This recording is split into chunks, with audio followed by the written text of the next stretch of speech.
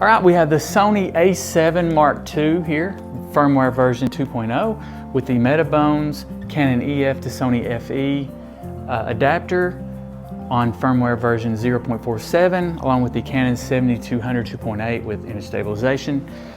We are set for autofocus, image stabilizer on, stabilizer mode 1, and we're set for the full range of the autofocus 1.2 meters to infinity. The question is, has the Metabones firmware update along with the Sony firmware update, has it improved? Yes. The a7 II, there's a shot of a tree about 75 feet away, about 60 feet away. We've got one here about 75, 80. We're going to do a shot there about 200. It's about 2 o'clock, the sun's up, it's kind of leaned over here, we're in the winter.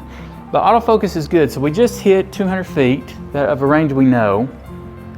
It's right about 190. Now we're going to look right at the camera, 1, 2, 3, and pretty fast, pretty fast. So before, I would not recommend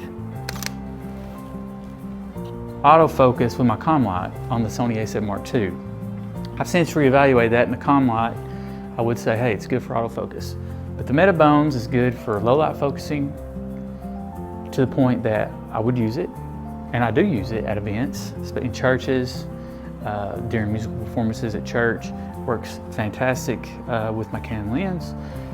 Also, in daylight, the autofocus is fast, it's pretty sharp, it rarely hunts. It will actually get this brick wall behind the camera at 200 millimeters. And that's something the COM-LIGHT struggles with. I had to back out to 100 millimeters on the COM-LIGHT. So if you're looking for good solid performance with something that is, I'm gonna say future-proof, but upgradable in the future, you need to look at the Metabones Mark IV, or as they say, the Mount T, EF to E Mount T.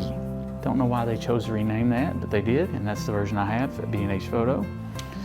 So there'll be a link below. Let me know your comments, what you think, but I think that the a7 II and a7 Mark II are great cameras to use with this adapter.